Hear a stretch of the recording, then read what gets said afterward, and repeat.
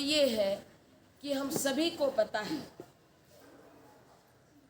महिलाओं को स्वतंत्रता दी नहीं गई थी। जैसे हम कहते हैं कि शूद्रों को नहीं दी गई थी, ये सबको पता है ना कि शूद्रों को अधिकार नहीं था। वैसे ही महिलाओं को भी अधिकार नहीं था। तो कौन कौन से अधिकार नहीं थे, कौन कौन सी स्वतंत्रता नहीं थी, ये भी सभी को मालूम है। यानी ज्ञान लेने का अधिकार नहीं था, साथ ही आपका निर्णय लेने का अधिकार नहीं था।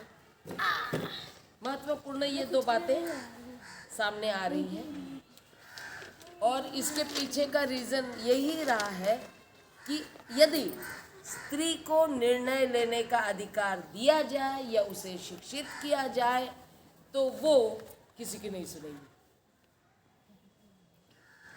वो किसी की नहीं सुनेगी। फिर बाबा साहब का कहा हुआ वाक्य बहुत सही साबित होगा जिसमें उन्होंने कहा कि जो शिक्षा लेता है, ये शिक्षा मराठी में कहते वाघिणीचं दूध आहे, शेरनी का दूध है, जो पिएगा वो गुनगुनाएगा, दहाड़ेगा, है ना। तो ये बात साबित हो जाती ना, और बाबा साहब बहुत अच्छे से जानते हैं। तो इस बात को हम सारी महिलाओं ने परंपरा के रूप में वर्षों से, कई वर्षों से मान्यता दे दी, क्योंकि एक तो शिक्षित नहीं थे, तर्क नहीं कर पाते थे, या उन्हें वो बोलती है करती है तो उसको दबा दबा कर रखा गया कि तुम नहीं बोलोगी, तुम नहीं आगे नहीं आ सकती, तुम ये नहीं कर सकती हो, तुम वो नहीं कर सकती। ये सारी बातें आई है। इसके पीछे भी ये कहा जाता है कि जो लोग बाहर से आए हैं, जिनको आप लोग आर्य कहते हो, है ना, हम उनको कहेंगे कि वो ब्राह्मण थे जो बाहर से आए थे, इन लोगों ने अपने साथ में महिलाएं नहीं लाए थे, ये कहा जाता है।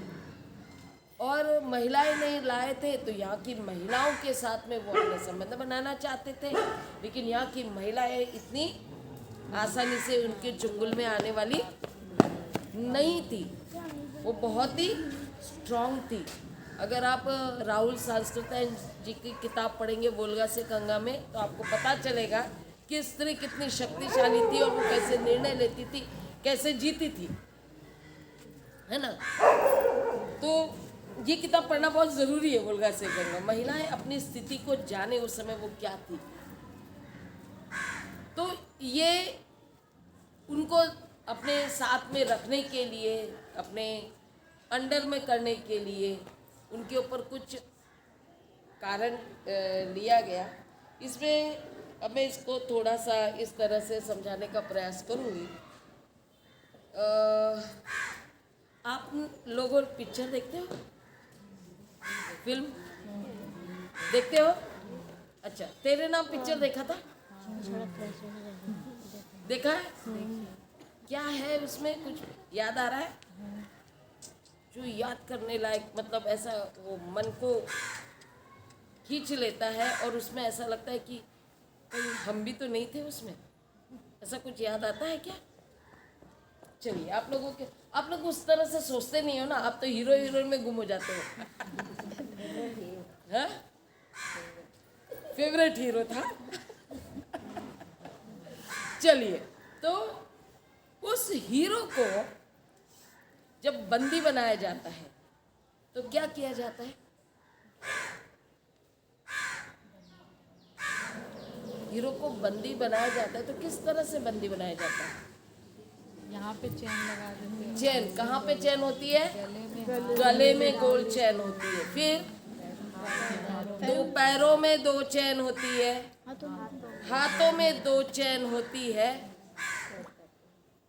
कुछ याद आ रहा है? और कुछ याद आ रहा है?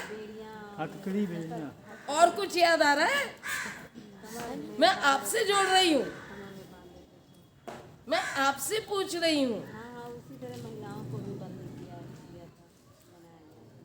यही बात है जो हमको समझना है।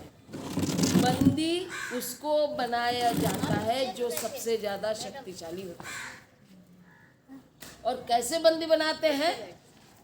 हाथ पैर और गले में बेड़ियां डाल। आप अपने आप को देखिए, कहाँ कहाँ है आपकी बेड़ियां? कहाँ कहाँ है आपकी बेड़ियां? आपके गले में है, बालों में है, आपके हाथों में है, आपके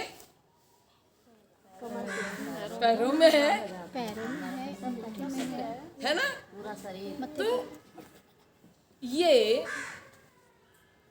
आप लोगों को डाल दिया गया था, और ये डालने की वजह से, इसलिए अभी देखेंगे ये जो धातु, जिस धातु से बने थे, जब वो बंदी बनाया जाता है तो तब वो लोहे का होता है।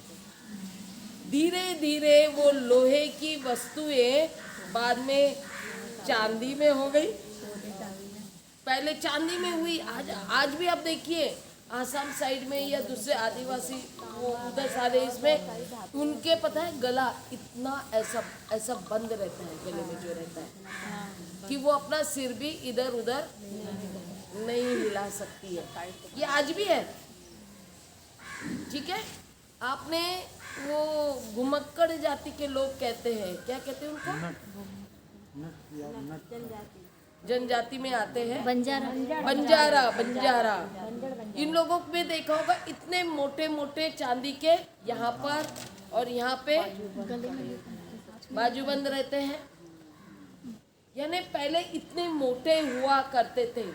हमारे बुजुर्गों से पूछो, पैर में आज भी इतने मोटे मोटे, बस ये है कि वो लोहे के नहीं थे, चांदी के थे। आज वो चांदी के क्या बन गए? सोने के बन गए, या चांदी के वो उसकी ये जो है ना स्वरूप बोलने की बजाय उनकी जो मोटाई थी वो कम होते चली गई। क्यों हो गई? क्योंकि वो एक कहानी आती है, क्या कहते हैं, एक हाथी को पेड़ से बांध दिया गया था, सांकल लगाकर, रस्सी से बांधते हैं, ये जो भी है, हाथी को बांध दिया गया। अब वो बांध दिया गया, छोटा था, बांध दिया गया, थोड़ा बड़ा हो गया, उसको अपनी शक्ति का एहसास नहीं है, इसलिए वो रस्सी को तोड़ के निकला ही नहीं। वो जाना ही नहीं कि मुझ में इतनी ताकत है कि रस्सी क्या चीज है, पूरा पेड़ का पेड़ में गिरा सकता वो, लेकिन उसने वो नहीं तोड़ा, निकाल के रख दिया भी, तो भी उसको लग रहा कि मैं बंधा हुआ ही हूं। समझ में आ रहा है? यही हालत इन महिलाओं की हुई है कि उनको बाद में जिन्होंने ये बांध कर दिया, जिन्होंने बंदी बनाया, वो बंदी हो जाने के बाद में एक बार बार और पीढ़ी दर पीढ़ी ऐसे होता चला जाता है, तो वो उस परिस्थिति को स्वीकार कर लेती है। जैसे हाथी ने स्वीकार कर लिया, मैं तो बंधा हुआ ही हूँ और ये मेरी किस्मत है, वैसे सब महिलाओं ने क्या कर लिया, उसको स्वीकार कर लिया। अब स्वीकार कर लिया, अब वो मोटा वाला इतना पतला हो गया तो भी आपने बांध के रखा, स्वरूप बदल गया ना। और ऊपर से वो, और तुम खुद मांगो, इसलिए कहा अरे इससे बड़ा सुंदर दिखती हो तुम। क्या कह दिया? बड़ी सुंदर दिखती हो। वो तुमको सुंदर नहीं बोलते हैं, तुम्हारा हार कितना सुंदर है। यहाँ पे बैठोगे ना, अभी क्लास खत्म हो जाए और अगर ये धम्म का क्लास नहीं होता, अभी कोई शादी का फंक्शन होता या कोई और फंक्शन होता, तो आप लोग बहुत सज धज कर आती। और यहाँ पर सबकी बातें, अच्छा ये हार किस दुकान से लिया है, बड़ा सुंदर लग रहा है, मुझे भी बता देना, मैं भी जाकर ले लूंगी। घर में लड़ाई तक हो जाती उसके लिए चाहे जो मुझे समझ में आ रहा है ना। अभी वो बंधन हमको चाहिए, अभी हम क्या कर रहे हैं, वो बंधन चाहिए। मुझे एक उदाहरण याद आ रहा है, मेरी सहेली थी बिहार से, उसको प्रेम था, किसी से प्रेम हो गया, वो कोर्ट मैरिज करना चाहती थी, लेकिन क्या कह रही थी, मुझे पारंपरिक शादी करनी है क्योंकि मुझे बहुत अच्छा लगता है जब वो इतना बड़ा सिंदूर यहाँ पे डालता है। मुझे बहुत अच्छा लगता है, इसलिए मैं परंपरा से शादी करना चाहती हूँ। ये महिलाओं की इच्छाएं देखती है ना। कॉपी को देख लेती हूँ। मैं शादी इसलिए करना चाहती हूँ कि मुझे लांचा पहनना बहुत अच्छा लगता है। लांचा क्या कहते हैं, जो भी है, हाँ, वो बहुत अच्छा लगता है, चाहे उसके लिए 50,000 खर्च करके उसको दोबारा महीना पहनूं, है ना, क्योंकि वो पहनना आसान थोड़ी है। वो लोग पकड़ते हैं, दो लोग पीछे पकड़ के रहते हैं, उसको भी पकड़ते हैं, उसके कपड़े को भी पकड़ते हैं। उस समय उसको लगता है मैं तो महारानी हूँ, है ना। एक महारानी वाली फीलिंग आती है, तो वो चाहती है कि मैं करूं। तो वो बंधन की बात भूल गई, वो खुद इस तरह का अपने ऊपर लादने लग गई कि उसे लगने लगा कि ये मेरा सौंदर्य है। मैं उस दिन एक कोई तो भी महिला बात कर रही थी हमारे साथ में, वो क्या कह रही थी, मुझे बोले घर में सब कुछ मिलता है।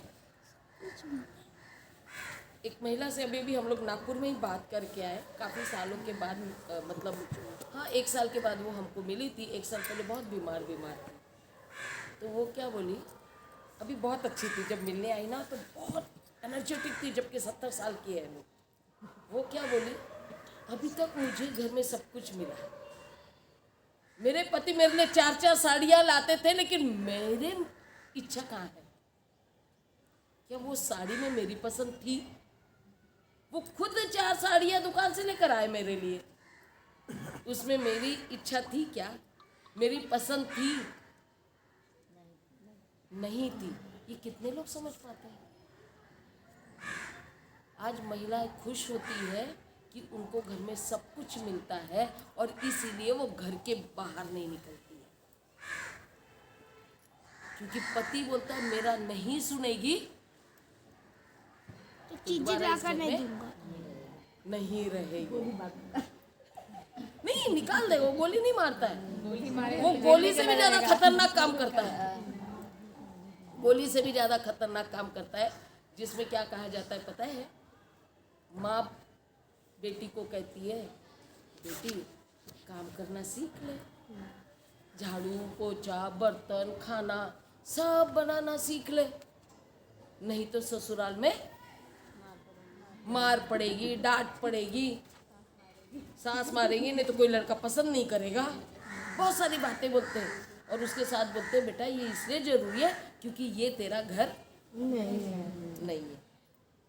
और क्या उसके साथ में क्या जोड़ देते हैं, वो घर तुम्हारा है। मैं शब्दों की तरफ ध्यान दो, पति का घर तुम्हारा है। क्या बोलते हैं, पति का घर तुम्हारा है। किसका घर तुम्हारा है? पति का घर तुम्हारा है। यानी वो तुम मालकिन हो ये नहीं बोलती है, तुम वहां जाकर मालकिन बनोगे नहीं कहती, वो पति का घर तुम्हारा है। और इसको भी लगता है ये मेरा घर नहीं है, वो घर मेरा होगा। कब तक होगा जी? नहीं, जब तक आप पति का घर। अगर उसका अपना होता तो वो अपनी मर्जी की मालिक होती ना, वो अपनी मर्जी की मालिक नहीं रहती है। वो पति का घर उसका तभी तक रहता है जब वो पति की होकर रहती है, पति की बात मानती है। और वो कैसे मानती है? शादी के समय। कैसे मानती है? शादी के समय। क्या करता है वो? उसको बोला जाता है, पहले ही लड़के को बताया जाता है घर में,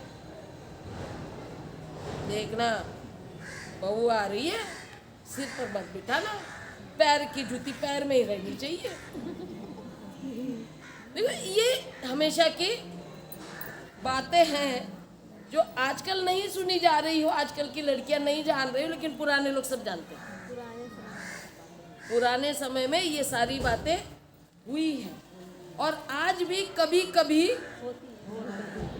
आज की लड़कियों को भी कहा जा रहा है, वो भी समझ पा रही है कि इस तरह कहा जाता है। तो कैसे करेंगे? जो भी सामान वो लड़की को देना है, कैसे देना है, क्या देना है, महत्वपूर्ण क्या है? चूड़ियाँ देनी है, बराबर है। दूसरा मंगलसूत्र देना है और तीसरा सिंदूरदान करना है। चौथा और एक आता है बिच्छू, है ना। आज हमारी महिलाएं बहुत बिछुए पहने थी। एक लड़की को तो देखो 5 उंगलियों में थी,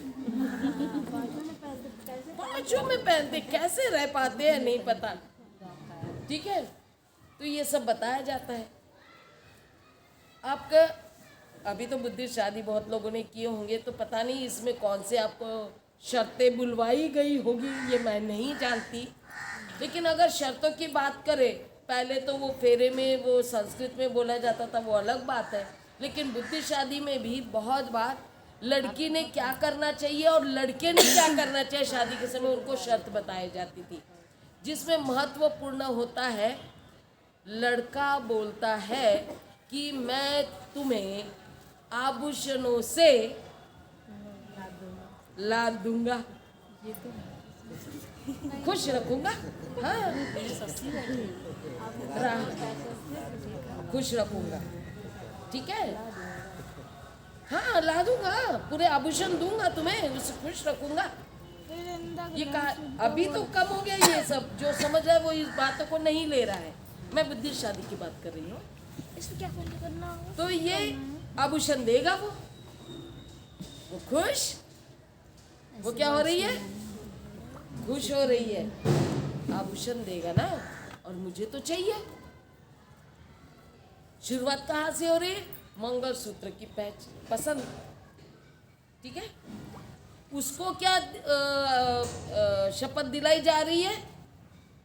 मैं घर में दिए गए सारे पैसों का और जो भी वस्तुएं आती इसको संभाल के रखूंगी, जो भी आता है उसको संभाल के रखूंगी। बाकी बहुत सारे मैं दूसरे इस पर बात नहीं कर रही, मैं इसी पर बात कर रही हूँ अभी। लड़की को नहीं कहा जाता कि वो संभाल कर रखेगा, लड़की को कहा जाता है। और लड़की को ये नहीं कहा जाता कि तुम बोलो कि तुम मुझे आभूषण क्यों दोगी, तुम भी तो लो, है क्या? नहीं है। तो ये दो बातों पर हम लोग बात करेंगे, दो चीज़ों पर। तो वो आभूषण में शुरुआत हो जाती है मंगलसूत्र से, बिछुए से, पायल से और चूड़िया से। और ये सारी चीज़ें क्या है? गुलामी के प्रतीक, यानी तुम्हारे बंधन। और हम खुशी से पहनने के लिए तैयार है। तो खुशी से कैसे पहनते हैं? अब क्या होता है, लड़के को बोला जाता है मंगलसूत्र बांधो। वो कैसे करती है? बांध वो बांध रहा है, और वो बांधते समय वो बांध रहा है, वो ऐसे बांध रहा है और कहते देख रहा है सब, देखो मैं बांध रहा हूँ, और वो बड़ी बांध रहा है। वो नहीं देख सकती इधर उधर, वो बंद रही है ना, वो नहीं देखेगी इधर उधर। देखो इस बात को कभी नोटिस किया क्या? लेकिन अभी तो ध्यान में आ रहा होगा ना कि दुल्हन कैसे खड़ी रहती है और दूल्हा कैसे खड़ा रहता है। तो वो बात के समय से मेरे लिए तो उसकी नजर तो वो होगी कि इसकी कोई और बहन है क्या, यहाँ पे और कौन कौन सी लड़कियां हैं। ये प्रैक्टिकल बातें हैं। हाँ, मानसिकता हमें देखनी है। वो सबकी तरफ देख रहा है, लेकिन वो किसकी तरफ देख रही है? उसके पैर की तरफ, वो उसके पैरों की तरफ देख रही है।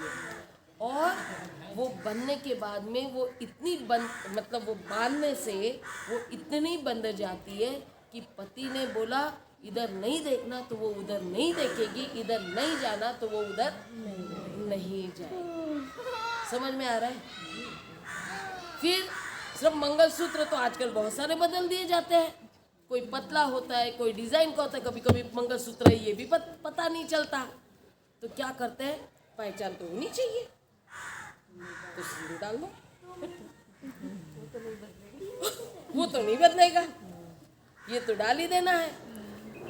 और ये लड़कों के लिए नहीं है, ये सारी चीजें लड़कों के लिए नहीं। और लड़कियां क्यों पहन रही है पता है क्या? इसके पीछे भी और एक, अब ये मैं आपको जनरल बातें बता रही हूँ, इसका कोई लॉजिक से हम ये बात करते हैं, इसका कोई ऐतिहासिक ऐसा होना चाहिए, धर्म के अनुसार ऐसा होना चाहिए, बुद्धिज्म में होना चाहिए, इसका कहीं कोई कुछ लिखा हुआ नहीं है। ये बेसिक जानकारी, ये बेसिक जानकारी है जो महिलाओं से संबंधित है और ये जानकारी उनको होनी चाहिए, वो मैं बताना चाह रही हूँ। ठीक है? तो ये जिस तरह से परिवेश बनाया जाता है वो सारा, उसमें वो मंगलसूत्र का जो है इसको वो बदलती है, बहुत बार इतना लंबा लंबा होता है। इसमें एक ऐतिहासिक लेकिन पौराणिक इसमें ऐतिहासिक इसमें ये बात आती है, जिसमें ये कहा जाता है, ये जब असुर की बात आती है उस समय कौन से राजा की बात? इतिहास में कहा गया था, कौन से राजा की बात है जो या ब्राह्मण जो मंगलसूत्र पहनाते समय, दूल्हा अगर मंगलसूत्र पहनाता है तो उस समय ब्राह्मण कुछ मंत्र बोलता है और उस मंत्र में वो ये कहता है शादी कर लगवाते समय कि पहले काले मोती हुआ करते थे ना, काले मोती हुआ करते थे, अब भी काले ही हैं। तो वो बोलते हैं कि जितने काले मोती आपके इस मंगलसूत्र में हैं उतने असुरों को मारने वाले पुत्रों को तुम जन्म दोगे। किसको मारना है? असुरों को मारना है। काले का रंग के ना, असुरों को कहा जाता है वो काले होते हैं। इतने असुरों को, यानी जितने मोती रहेंगे उतने असुरों को मारने वाले पुत्रों को जन्म। तो पुत्र मार सकता है, पुत्रियां नहीं मार सकती, इसलिए पुत्रों को जन्म नहीं देना। पुत्रियां कहाँ से आएगी? पुत्रियों की वहीं से काटछाट शुरू हो गई है, क्योंकि इनको लड़ाई करने के लिए पुत्र चाहिए, किसी को मारने के लिए पुत्र चाहिए। लड़कियां सिर्फ कम हो ना भी हो तो दूसरी को उठाओ, उपभोग के लिए तो है। किसके लिए है लड़कियां? उपभोग के लिए, बच्चे पैदा करने के लिए है। तो वो ज्यादा संख्या में नहीं रही तो भी चलेगा, कम संख्या में है तो एक के साथ 5-5 लोग पांडव हो सकते हैं। किसके साथ हुए थे? एक लड़की से काम चल गया ना। वो 5 लड़कों के लिए, वो 5 पांडवों के लिए 5 औरतों की जरूरत नहीं थी भोगने के लिए, क्योंकि परिवार नहीं बनाना है उनको उस तरह के संबंध नहीं बनाना है जो हम कहते हैं पारिवारिक संबंध हो, जिसमें हम एक दूसरे का ख्याल रखें। उनको तो सब उपभोग के लिए चाहिए, और साथ में अगर बच्चा पैदा हो तो पुत्र ही हो, उसके लिए चाहिए। इससे नहीं हो रहा तो दूसरे से करेंगे। हमारी परिस्थिति वही है। बहुत सारी शादियां इसलिए टूटी है क्योंकि लड़का पैदा नहीं किया। मनुस्मृति में पूरे नियम लिखे हुए हैं, जैसे आज का हमारा संविधान है ना, वैसे मनुस्मृति एक संविधान है उनका, जिसमें सारे स्त्रियों के खिलाफ में लिखा हुआ है। उसमें साल दिए गए, कितने साल में वो तुम एक पत्नी को अपने पास रख सकते हो, उतने साल में उसने वो चाहते वो पूरा होना चाहिए। नहीं हुआ तो तुम्हें छोड़ने का अधिकार है। ये पूरे नियम है। हम लोग कभी मनुस्मृति पढ़े हैं? जलाने की बात बाबा साहब ने की, लेकिन बाबा साहब ने क्यों जलाया था इसको पढ़ने का हमने कभी सोचा ही नहीं। मैं तो कहती हूँ बुद्ध विहारों में हम लोगों ने बुद्ध और उनका धम्म पढ़ते हैं, लेकिन मनुस्मृति भी तो पढ़नी चाहिए। पता तो करे कि क्यों हमको बोला जा रहा है। ज्ञान नहीं है तो क्या है ना? हमको मालूम ही नहीं कि हमारे खिलाफ उसमें नियम कौन से दिए हुए हैं। तो ये इस तरह से महिलाओं को कानून के तहत भी बंदी बनाया गया है। दूसरी महिला या बहन आ जाती है शादी के लिए, पत्नी ने लड़के को जन्म नहीं दिया तो वो क्या करता है, दूसरी औरत लाने की बात करता है। कानून में लिखा है उनके। जब दूसरी लाने की बात करता है तो पत्नी को क्या लगता है, ये तो मेरा सुनेगा नहीं, दूसरी औरत तो लेकर आएगा, फिर क्यों ना मेरी बहन को लेकर आऊं। फिर वो कन्विंस करती है, उसको लगता है हम बहने बहने रह लेंगे। कहीं घरों में छोटी बहनों को लाया गया, यहां तक कि जब पत्नी पेट से होती है उस समय छोटी बहन को उसका ध्यान रखने के लिए बुलाया जाता है, तब भी उस लड़की के साथ में उसका जीजा जी उसका उपयोग करता है, गलत उपयोग करता है। ये ऐसी कई घटनाएं देखने को मिली है और वो आवाज भी नहीं उठाती क्योंकि मेरी बहन का घर टूटेगा। यानी ये सब समस्याएं हैं जिसके तरफ हमने आज तक नजरअंदाज किया, इस बातों को बोला नहीं है। हम लोग घबराते हैं बोलने के लिए, हम लोग शर्माते हैं बोलने के लिए, लेकिन ये सारी घटनाएं हुई हैं। जब तक हम इन बातों को नहीं समझेंगे तब तक हम आवाज ही नहीं उठाएंगे। हमें अपनी शक्ति का एहसास तो होना ही नहीं है। समझ में आ रहा है ना? जीजा जी ने साली के लिए, कहाँ से आया ये शब्द आधी घर वाली, कहाँ से आया? हाँ नहीं, उनको मालूम है कि वो क्या कर रहे हैं उनके साथ। इसमें विचार करने की हम लोगों को या परिवार को जरूरत है। यस, और कुछ नहीं है। और कुछ नहीं। वो एक बीच में एक वीडियो आया था, अब वो कितना सत्य था या कहानी बनाई थी पता नहीं, कि वो लड़की शादी में, वो उनकी शादी होते रहती लड़का लड़की की, तो उस समय वो दूल्हे के दोस्त लोग आते हैं। साहब हम अधिकतर धम्म की बात सुने। नहीं, इन्होंने इस पूछा, पे प्रचार इन्होंने पूछा, हम इनकी समस्याओं पर बात कर रहे हैं। क्या हमारी शक्ति को पहचानना भी धम है, हाँ जी, ये भी और ये दम्म नहीं है क्या? हमारी शक्ति पहचाननी है, ठीक है। नारी की बात होती ही नहीं है ना दम्म में। दम्म में नारियों की बात होती ही नहीं है, उनके सम्मान की बात होती नहीं है। सब दम्म में ये बताया गया, ये जाति के बारे में बोलो, वो जाति हमारे साथ अन्याय करती है, वो करती है, लेकिन पुरुष हमारे साथ में अन्याय करता है, ये बातें कहाँ होती है दम्म के कार्यक्रम में? बुद्ध ने, हाँ, पता ही नहीं चलता।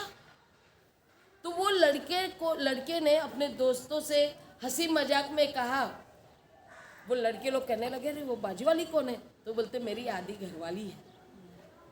वो लड़की देखती दे, वो थोड़ी पढ़ी लिखी रहती है और वो बोलती है ये जो यहाँ पर तुम्हारे दोस्त खड़े ना, क्या ये मेरे आधे घर वाले हैं? देखो जवाब देना कितना कठिन है। इस तरह से बोलते ही सबको सांप सूंघ जाता है। क्या बोल दिया इसने? दूल्हे ने बोला तो किसी को कोई असर नहीं हुआ, सब हंस दिए। लड़की ने बोला तो गुनाह हो गया, सब आश्चर्य। ये लड़की ने हिम्मत कर दी ऐसे बोलने की। ये लड़की को शादी करके घर ले जाना चाहिए या नहीं? समझ में आया ना? तो यहाँ पे हमको समझना है क्या ये जरूरी है। अब मैं आपको जैसे वो कह रहे हैं ना, अब बुद्ध के शिक्षा की ओर ले जाती हूँ। ये सब तो बात हो गई, अब ये हमारी सारी समस्याएं हो गई। हमको बंधन में डाल दिया गया, बंधन से हमको सुंदरता के बंधन में डाल दिया गया, है ना। हमको हमारे अधिकार हमारे सारे छीन लिए गए, हमें शिक्षा नहीं लेने दिया गया, हमें कोई निर्णय लेने का स्वातंत्र्य नहीं दिया गया। अब इसको बुद्ध किस दृष्टिकोण से देखते हैं, हम इस बात को जानेंगे। ठीक है, तो क्या किया बुद्ध ने? बुद्ध ने किया बोलने के बजाय, बुद्ध का तो कॉन्सेप्ट ही था, तभी जैसे मैत्रेय ने बताया, भिक्खुनी मैत्रेय ने बताया कि भिक्खुनियाँ आई है ना, लेकिन ये भिक्खुनियाँ बनी कैसे, भिक्खुनियाँ बनी कैसे, ये भिक्खुनियाँ कैसे बनी? तो बुद्ध की मतलब सिद्धार्थ गौतम की मासी माँ, कौन? महाप्रजापति गौतमी, इसने भिक्खुनी बनने का निर्णय लिया। मैं वो कहानी में नहीं जा रही हूँ, किसने मना किया नहीं किया, ये इसमें मैं नहीं जाना चाहती, लेकिन पता है जब उसने खुद निर्णय लिया और 500 महिलाओं को, साक्य महिलाओं को तैयार किया, तो सबसे पहले क्या किया उसने अपने बंधन तोड़ दिए।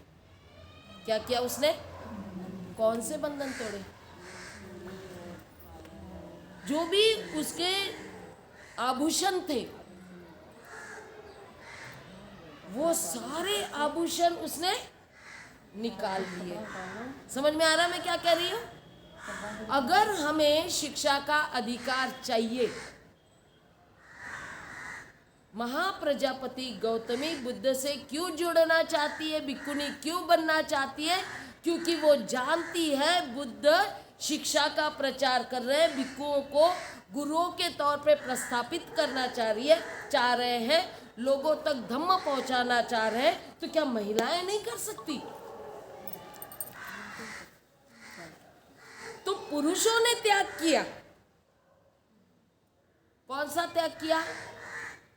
उन्होंने परिवार छोड़ दिया। उनके आभूषण वो समय थे, उस समय थे उनके भी आभूषण, उतने नहीं होंगे लेकिन थे। उनको बाल निकालने में परेशानी नहीं थी, बाल उनका सुंदरता का प्रतीक नहीं था। पुरुषों के सुंदरता में बाल नहीं रहे कभी, लेकिन महिलाओं के लिए बाल सुंदरता का एक प्रतीक है। आभूषण सुंदरता के प्रतीक में आता है, कपड़े भी सुंदरता के प्रतीक में आते हैं। इसीलिए चाहे जितनी सर्दी हो, शाम को शादी का कार्यक्रम है तो स्लीवलेस पहन कर जाते ताकि अंग प्रदर्शन हो। हैं? बिल्कुल, बहुत देखने वाला। ठंड भी लगेगी फिर भी स्वेटर नहीं पहनेंगे, शॉल नहीं पहनेंगे, स्लीवलेस पहन कर जाएंगे। मैं दोनों बातों को ले रही हूँ, आप समझ जाओ यहाँ पर क्या हो रहा है। तो त्याग क्या करना है? कपड़ों का त्याग करना है या फैशन का त्याग करना है? कपड़े तो पहनने हैं भाई, बुद्ध ने तो कपड़े पहनने को कहा, चिवर दान देने को कहा, आपको कहा है कि चिवर दान करो, कपड़े पहनना है ना। तो क्या किया उन्होंने? महाप्रजापति गौतमी ने कहा, सोचा कि क्यों ना मैं बुद्ध की तरह धम्म सीख कर मैं भी धम्म का प्रचार करूं। मतलब क्या बनना है उसे भी तो गुरु बनना है। यानी महिलाओं का गुरु बनने की परंपरा महाप्रजापति गौतमी से शुरू हुई, हम ये कह सकते हैं। पहले भी हुई है, महिलाएं शिक्षित, लेकिन गुरु बनने के लिए नहीं हुई। शिक्षित हुई है, ब्राह्मणों में महिलाएं हुई है, अब उतने इतिहास में हम नहीं जाएंगे, लेकिन उनको गुरु बनने नहीं दिया गया। यहाँ पर ये गुरु बनी है, और इनके साथ में जितनी महिलाएं आई हैं वो अपनी अपनी योग्यता अनुसार वो गुरु बनी है। तो गुरु बनने के लिए क्या करना पड़ा? सुंदरता का त्याग, सुंदरता का त्याग करना पड़ा। और जब तक आप ये बंधन को तोड़कर सुंदरता का त्याग नहीं करोगे, तब तक आपको आपके अधिकार नहीं मिलेंगे। इस बात को समझो। अगर नहीं चाहिए अधिकार तो गुलामी में रहो। समझ रहे मैं क्या कहना चाह रही हूँ? हम जानबूझकर पहन रहे हैं, हम लोग डरते हैं, हम लोग डरते हैं। मैंने सिंदूर नहीं लगाया तो समाज क्या कहेगा, हम डरते हैं। मंगलसूत्र नहीं पहना तो सास क्या कहेगी, हम डरते हैं। मैंने बिछुए नहीं पहना तो मेरे परिवार के लोग, मेरे नाते रिश्तेदार क्या कहेंगे। जब तक डरते रहोगे तब तक आपको कुछ नहीं कर पाओगे। उसके लिए 10 बातें सुनने की जरूरत है, तैयारी दिखानी चाहिए।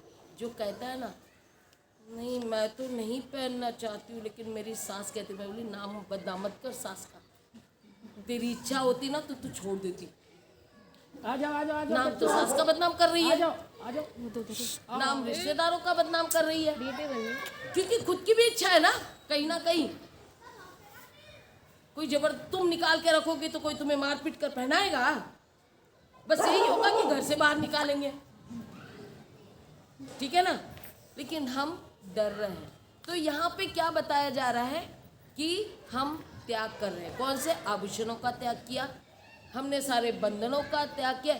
यहाँ तक कि मेरे परिवार के प्रति जिम्मेदारियाँ थी, उस जिम्मेदारियों को मैंने बांट दिया समाज के लिए।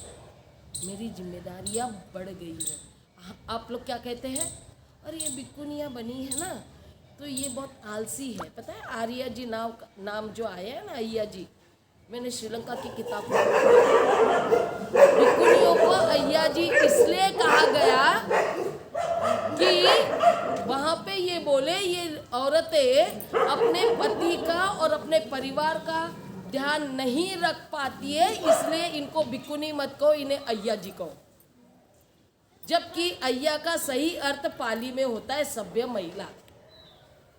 पाली में अर्थ क्या होता है? सभ्य महिला, ये अर्थ होता है। लेकिन वहां पे उल्टा बताया गया, उनको नीचा दिखाने के लिए ये कहा गया कि तुम जिम्मेदारी से भाग रही हो। लेकिन जो बुद्ध के संग में आया, भिक्खुनिया क्या बनी? ऐसी जिम्मेदार व्यक्ति बनी जिसके ऊपर सिर्फ उनके परिवार का नहीं तो पूरे समाज के परिवार की जिम्मेदारी लेकर वो चलती है। इसलिए तो आप लोगों से बात कर रहे हैं, आपकी समस्या सुन रहे हैं। जो मेरे बच्चे की समस्या होगी वही तुम्हारे बच्चे की समस्या होगी, जो मेरे परिवार की समस्या होगी वही तुम्हारे परिवार की समस्या होगी। अगर मेरा परिवार यहाँ आकर बैठा और आप लोगों को बताए तो मेरे परिवार के साथ साथ आप सबके परिवार में वो समस्या का समाधान मिलेगा। ये कार्य भिक्खुनियों ने किया। वो भागी नहीं है, उसने जिम्मेदारी का बोझ लिया है। ये अलग बात है आज उसको किस तरह से लिया जाता है, लोग किस तरह से देखते हैं, ये हम नहीं कह सकते। जितने मुंह होते उतनी बात, वो उतनी बातें होती है। और जो इस तरह का निर्णय लेता है उसको तो ये सब सहने की आदत होनी चाहिए। चाहे जो कुछ बोले, हम अपना कार्य करें, हम अपने साथ में सत्यनिष्ठ हैं, हम अपना कार्य करें, हमें मालूम है हम क्या कर रहे हैं।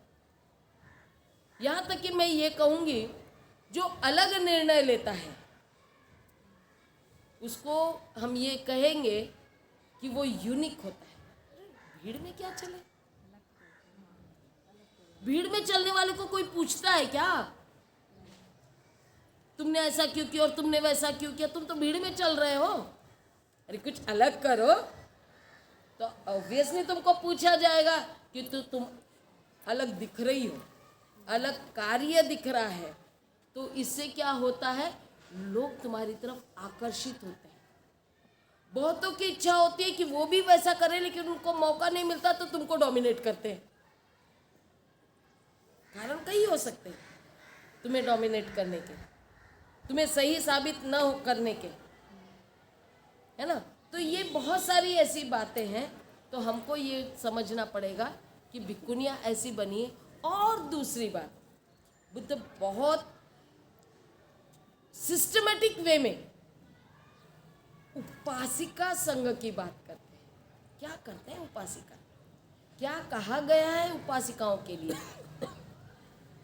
वो कहा है यदि आप विहारों में जाती है, यदि आप उपासिका बनकर धम्म सुनने चाहती है तो आप एकदम सिंपल वस्त्र पहनकर आइए। क्या कहते हैं? खास करके कहते हैं सफ़ेद कपड़े पहनकर आए। आपके शरीर पर आभूषण नहीं होने चाहिए। क्या कहा गया है? उपासकों को आज के समय में क्या दिया जाता है? 8 शील। क्या दिया जाता है? 8 शील। मैं इसको यहाँ पे आपको समझाने का प्रयास करूंगी। आठशील आप लोगों को मालूम है? कुछ लोगों को मालूम हो गया? नहीं नहीं नहीं नहीं, 5 शील जैसे है ना वैसे 8 शील होते हैं।